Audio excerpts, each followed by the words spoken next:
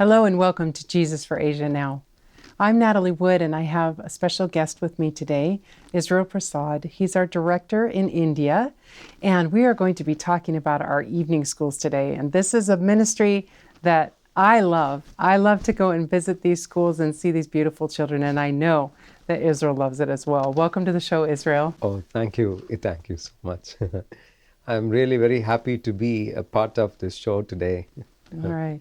I know that you love the evening schools. Yes. And so we want to start out by how did the evening schools come to be? Because when we first started working together, you were a Bible worker. Right. And we only had Bible workers. Yes. But then this evening school thing came to pass. Right. How did this happen? When I was a Bible worker, as I was visiting door by door in that village, particular village, there were so many children. Mm-hmm. And these children were not disciplined. They were so unclean, and they didn't have proper clothes to wear. They were just like, roaming everywhere without any, guidance. And so I was really inspired that, these children need to have some kind of discipline, some kind of future, because that time it seems to be like so many children, just playing around and, not running aimlessly. And when I talked with a few of these kids who were playing, they were not worried about their future. And because they have come from families which didn't show them that love, teach them the discipline, teach them what is education, or anything like to be clean. And so as I was talking with them, they said, our parents, they just leave us like this because we don't have proper food, we don't eat. And our parents, like father go to work, but evening he would come and spend the whole money drinking and very much into alcohol. And, the family was completely broken. And these children did not have a place to where they can really, say that, they are there for me. They are very sad situation. So that is when, God really inspired in my heart to start something, for these children. That is when I was, after a long prayer about this, project, I called one day Elder John Wood to talk about these evening program for something to do for the children's benefit, because they didn't have proper education. They didn't have even one meal a day. They would just, roam around hunting for food, or sometimes they are stealing so that they get some money. They can eat something with that money. So it was a very terrible time. And so God had put in that kind of a desire in my heart to really do something. And as I was praying, and then God answered me, like, you talk to Elder John Wood, about this. And that was when I called him over the phone, and I was not able to get a hold of him. And then again I tried calling him, and there was no answer. And after some time, he called me. He called me back. Elder John would call me back. And I was so happy to see his call. And when I was talking to him, he asked me, for what you called me? Then I told him the desire which was really burning in me.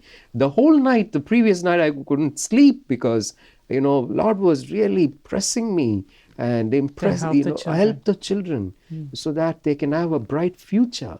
And I told him about the dream and the vision and what God was really inspiring me to talk to him about these children.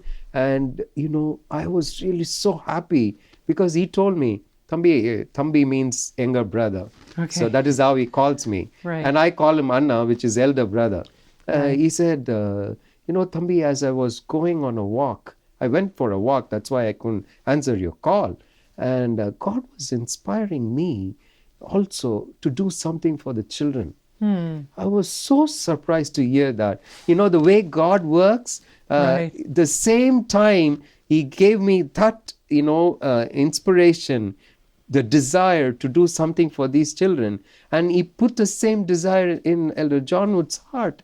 So we found that, that it's really God's leading. Right. And he said, yes, we will. And he asked me to get the statistic report about how many children are there, what is their lifestyle, and what the parents are doing. And we have a government school. It is just a namesake school because most of the time the teachers are not there. Children go there, they play among themselves, and they at the evening they come. They don't learn anything. So he asked me to take all these reports, like statistical reports, so that what we can do for them. Right. And when I went, I was talking to a mother in that village.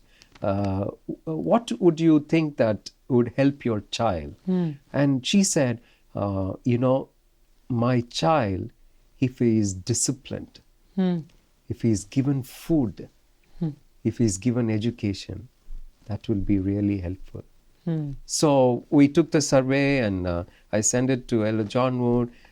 He prayed a lot and God helped us to start an evening school in that village. And when we started, there were nearly 37 to 40 children.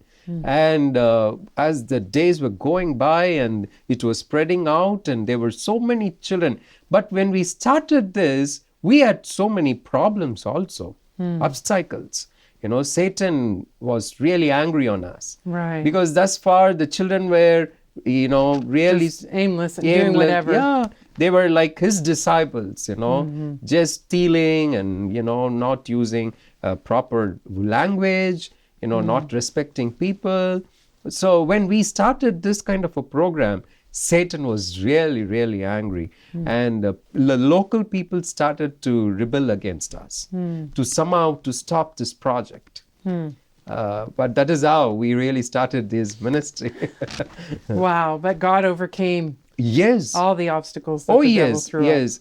To talk about the obstacles, how God helped us to overcome, the way He led us, amazing. So is there a particular story you'd like to share, one of the obstacles that the Lord had to overcome for this school? Oh, yes. There was a time when young people in that village, they got together.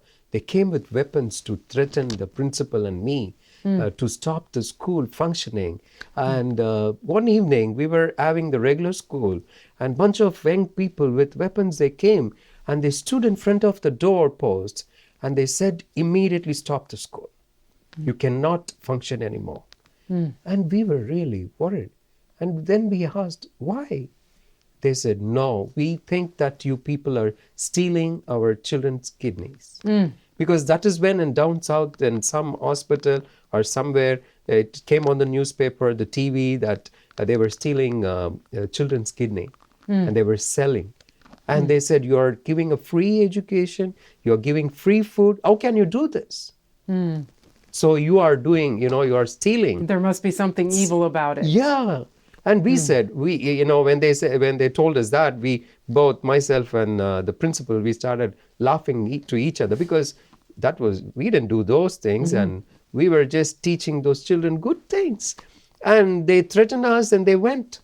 And, that was a time when we were really, really praying very hard to the Lord. Oh, Lord, it's your ministry. Now we see that Satan is really very angry on us. And we prayed for those young men. Yes. And there was another time, the same group of young men, they came to threaten us. But that time, it was their own young people who were not in that group, but from the village. They came and stood for us. They said, you cannot do things against them because they are doing us such a marvelous favor. They are teaching our children, they are giving free education, free food. We can see there is a lot of changes in our children now, and you cannot threaten them. Wow. If you are doing something, we are standing here to protect them. Now, what kind of children come to these programs? What kind of villages are these programs held in?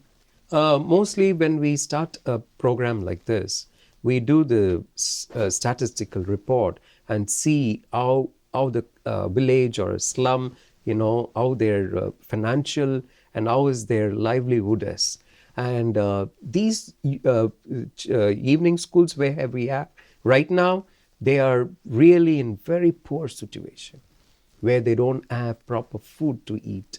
Even, when the children, when they come and is in the evening, they even come before the school would start, because we start the school at 5:30, and these children are there waiting for us to start the program at 4 o'clock, because so many of them would have not ate the whole day, waiting for that one meal.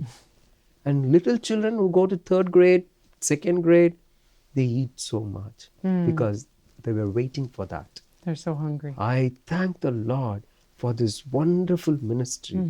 So I know also that there have been many stories that you've shared with us over the years. Do you have a story of maybe one of the children that came? Yes. There are many stories, but particularly I love a very heart-touching story that is, a mother who was a great kind of problem for our school, wanted to stop the school functioning because she had come to our school a couple of times personally to tell us that don't have the school here, shut down the school, because she comes from a very strong Hindu background. She felt like the children are being converted to Christianity because she comes from a very strong Hindu background. And she said, no, you cannot run your school here. You have to shut it down. And this lady, her son, amidst a lot of, mother didn't allow him to come to school, but he came to school. He came anyway. Anyway, Oh. he's not worried about what punishment he's going to get, but he still came to the school because he saw his friends coming, and the changes in them really inspired him to come to the school. He came, and in the beginning she was really very angry, but it was just going like that. And one day she was coming with a rope on her forehead tied, and because I don't know what happened, she was really dragging the guy, her son, and bringing him to the school. We were really so, oh, what is going to happen? And she came and she said, what are you teaching here? Then we said, oh, we teach good things. That is what are you teaching here? Then she said, I had this terrible headache, and I was just lying on my bed, and my son came. I was crying. He asked me, what is happening? Why are you crying? Then I told him I'm having this terrible headache. He knelt and prayed for me. He touched my forehead. He was praying. When I asked him, he said he was praying to Jesus Christ. God answered that prayer. And she said, my headache is completely gone. So teach my son more things. Oh. We were so happy. Enemies became friends. That is God turned it. Yeah, that is how God works. Wow. And I thank the Lord because this is a ministry which is really going to change the whole generation. Right. In the coming days, if you see within another 20 or 10 years, it's going to be a Christian village, because those seeds which was planted in those children's hearts are going to grow. Right. I praise the Lord. Yeah. It's an amazing ministry. Right. God is very good. Yes. Very, very good. Yeah. Wow. Well, I know we have pictures. We've had a few already probably shown on the show, but let's go through a few of these and just talk about them. What's this first one? This is the school in Madathukulam. Okay. And you can see the guy who's sitting at the last, leaning on the door. He was a very naughty kid when he came to the school. He would not sit in one place for 5 minutes. Wow. And he won't be sitting also. He will be, bothering the other children. But after he came to know about Jesus, it is not the school which is changing him. It is the truth. It is the Jesus Christ love is changing these children's character. Right. When they hear about the stories, when they sing those songs, when they pray, God is really changing their hearts. Right. When their hearts are changed, their character is getting changed. That's wonderful. And now you see he's so disciplined. Yeah. He sits, Sitting and quietly. these children, they come very neat to the school. whatever they have, they They dress. do and- as much as they can. Yeah, they are Wow. very neat, and see the way they are sitting in order, and everything is in order in all these schools. Yeah. I know when we go and visit, it's very hard for them to be orderly because they're so excited. Yeah. But they'll sit right down and Exactly. they listen to the teacher, and Yes. it's really amazing to see. Yeah, it's amazing.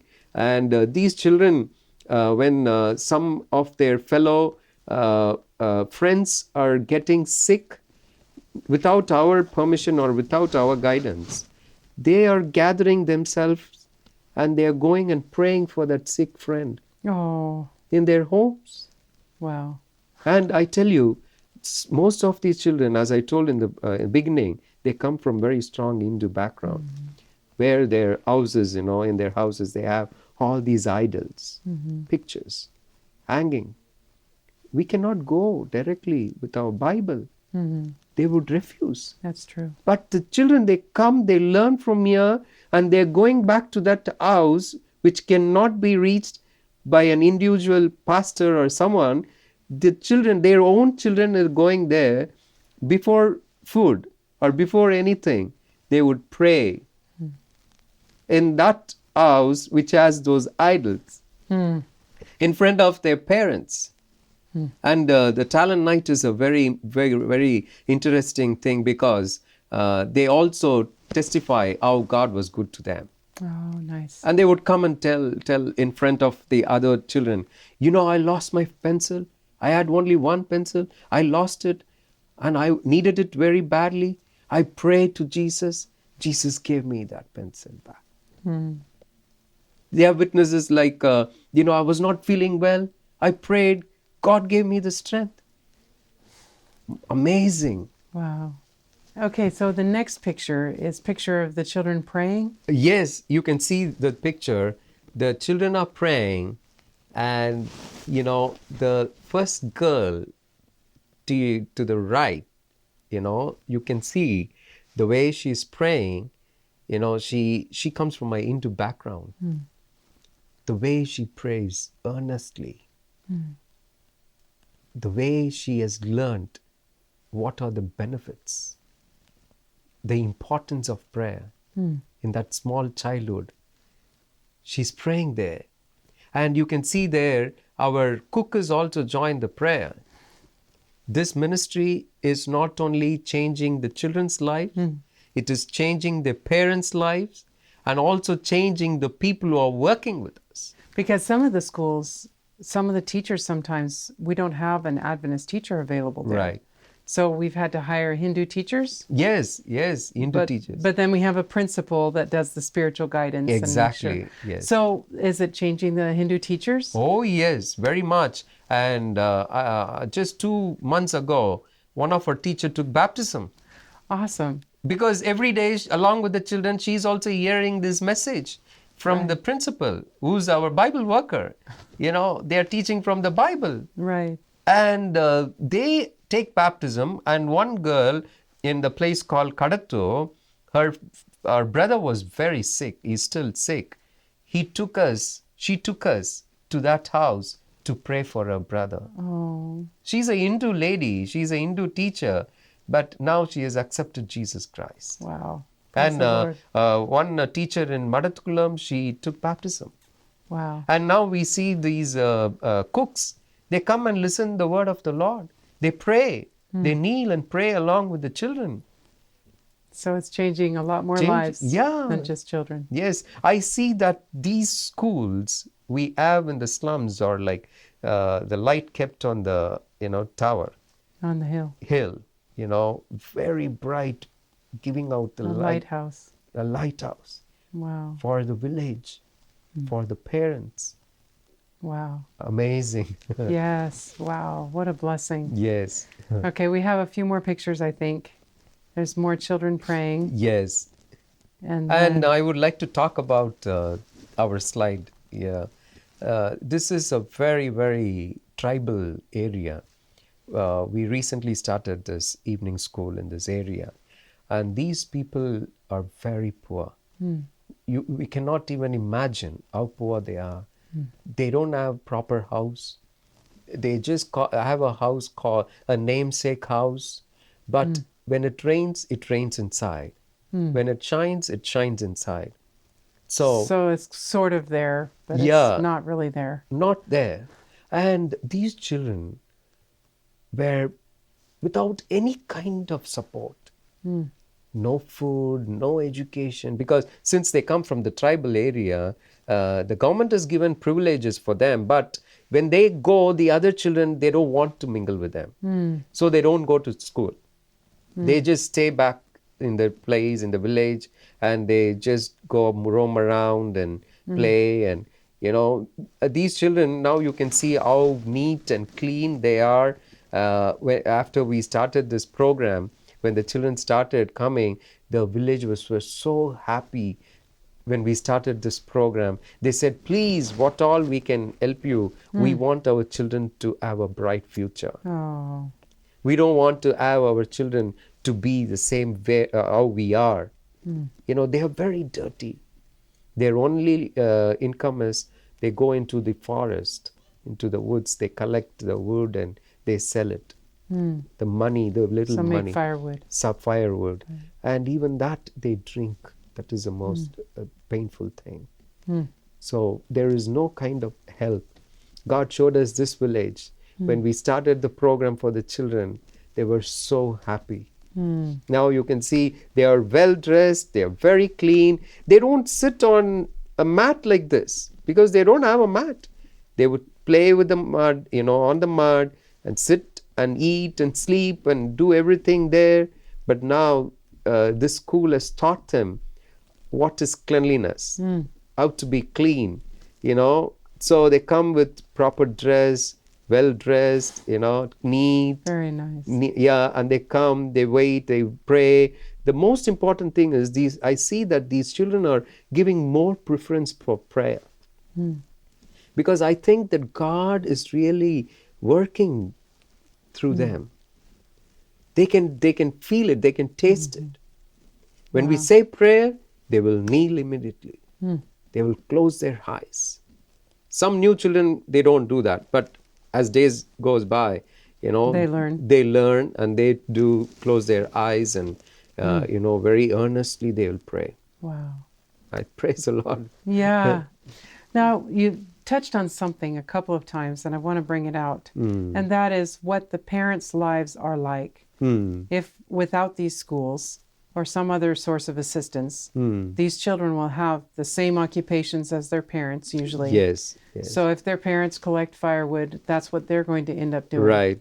And that's one of the reasons the boys at the wedding were so focused on the fact that they all have good jobs. Exactly. Because they had education, and so they were able to do things that their parents weren't able to do. Exactly. And that is why now I see that parents are really happy to have these schools in their area, because it's really helping their children a lot in many ways. Yeah. To have a bright future. Yeah. Our teachers are really dedicated. They teach them, they go, it's not like a group study, individually they go and talk to them, sit with them, and very politely. And at the same time, if they're needed a kind of little correction or discipline, they do that also. Right. And this particular picture, if you see, the girl sitting in the middle, she is 16 years old. And at this time, she was carrying a baby, and she had 2 other children. So Altogether, it was going to be her third. Three children. Wow, and at She's 16. 16 years old. Very sad. In that tribal village, the girls get married very early, Yeah. even at the age of 13. So they don't know. They are a kid, and how can they take care of another kid? Yeah.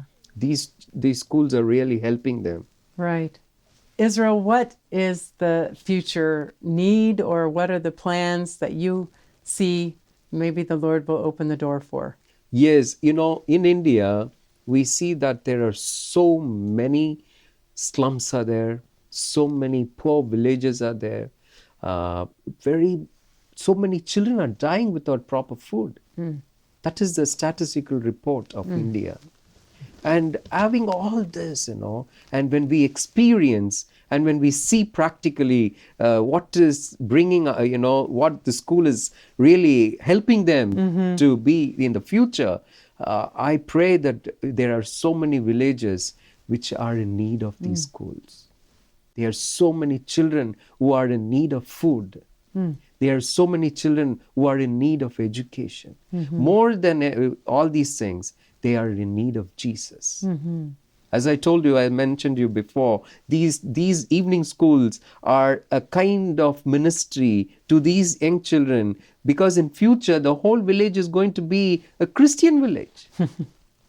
Yep. So I pray that God will open, many new schools, at least 50 schools. Okay. End of the next year, that is 2020, so that those 50 villages will be ready when Jesus comes. I see in New Testament how happy Jesus was to see those little children. When the disciples said, when they were, just not allowing the children, but Jesus said, no, please, I love children, little children.